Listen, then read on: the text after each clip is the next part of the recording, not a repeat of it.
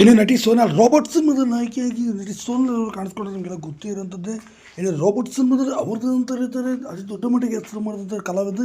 ನಂತರ ತರುಣ್ ಸುಧೀರ್ ಅವ್ರಿಗೆ ನಾವು ಮದುವೆನೂ ಸಾಕ್ತಾರೆ. ಖ್ಯಾತ ನಿರ್ದೇಶಕರಾದಂಥ ತರುಣ್ ಸುಧೀರ್ನ ಮದುವೆ ಆಗ್ತಾರೆ. ಮದುವೆಗೆ 2 ವರ್ಷಗಳು ಕಳೆದ ಬರ್ತಿದೆ. ಇನ್ನೇನು ಗುಡ್ ನ್ಯೂಸ್ ಕೂಡ ಕೊಟ್ಟಿದ್ದಾರೆ ಅಂತ ಎಲ್ಲರೂ ಕೂಡ ಸಂತೋಷದಲ್ಲಿದ್ದಾರೆ. ಹೌದು, ಈಗ ಸದ್ಯಕ್ಕೆ ಗುಡ್ ನ್ಯೂಸ್ ಏನಪ್ಪ ಅಂತಂದರೆ ಈಗ ಅವರು ಪ್ರೆಗ್ನೆಂಟ್ ಆಗಿ ಇರೋದಂತೂ ಆ ಫೋಟೋ ನೀವು ಸಿಕ್ಕಾಪಟ್ಟೆ ವೈರಲ್ ಆಗಿದೆ ಸಾಮಾಜಿಕ ಜಾಲತಾಣದಲ್ಲಿ. ಅದನ್ನು ನೀವು ಗಮನಿಸಿರ್ತೀರ.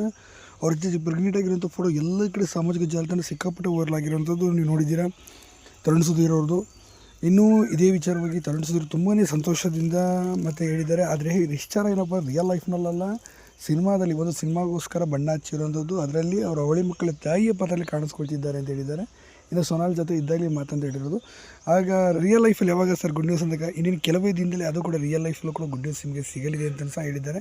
ಇದು ಸಿನಿಮಾ ಕೆಲಸದಿಂದ ಸ್ವಲ್ಪ ಬ್ಯುಸಿಯಾಗಿದ್ದರಿಂದ ಆ ಕಡೆ ನಾವು ಮನಸ್ಸು ಮಾಡಿಲ್ಲ.